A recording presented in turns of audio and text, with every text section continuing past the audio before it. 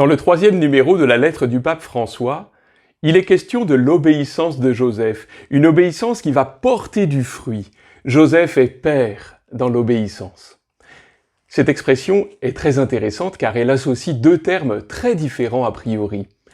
L'obéissance, qui implique l'existence d'une référence et d'une certaine dépendance vis-à-vis d'elle. Joseph vit dans l'obéissance, et cette obéissance fait de lui un père qui lui fait porter du fruit. Voilà qui peut éclairer peut-être notre propre perception de l'obéissance. À l'origine de l'obéissance de Joseph, il y a la volonté de Dieu de révéler ses projets. Bien sûr, Dieu a un but particulier lorsqu'il s'adresse à Joseph, puisqu'il veut lui confier, mettre entre ses mains la vie de son fils, et rien de moins. C'est un grand projet qui dépasse Joseph, qui dépasse tout homme.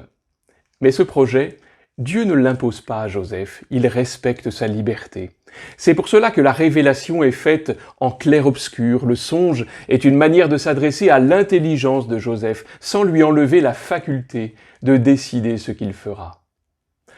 Informée, cette intelligence de Joseph est pourtant mise à rude épreuve. Qui peut prétendre, avec son intelligence, comprendre, faire le tour des desseins de Dieu? Qui donc pourrait maîtriser ou posséder ses projets?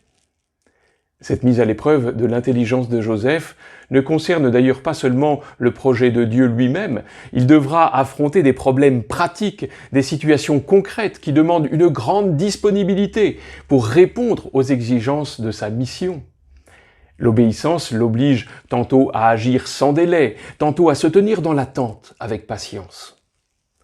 Dans chacune de nos vies, nous pouvons trouver des situations comparables où notre intelligence est affrontée à de nombreuses questions délicates à résoudre. Nous pouvons avoir l'impression d'être dépassés par ces problèmes. Et pourtant, au milieu de ces questions, Dieu est là, présent mystérieusement, pour nous révéler son amour qui est de toujours à toujours. Comme à Joseph, il veut nous révéler la venue du Sauveur dans notre vie. Alors comme lui, nous pouvons accueillir les mots de l'Évangile qui expriment la volonté de Dieu. Ne crains pas. Tu lui donneras le nom de Jésus, car c'est lui qui sauvera son peuple.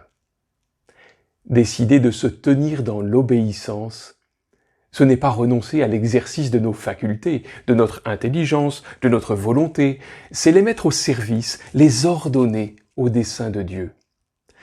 On peut alors parler d'obéissance surnaturelle, au sens où cette obéissance est un regard de foi qui découvre Dieu et sa volonté à travers le voile des réalités de notre vie.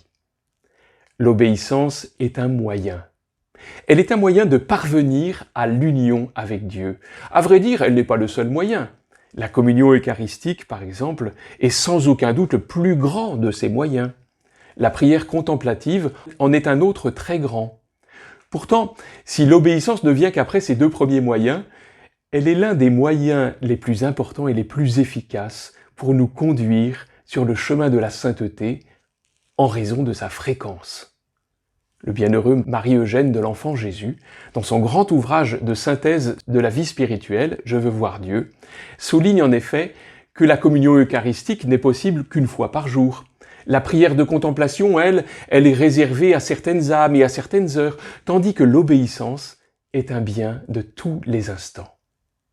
L'obéissance est le moyen d'ordonner notre vie entière à un but qui n'est pas seulement un accomplissement personnel ou un épanouissement individuel, très à la mode aujourd'hui.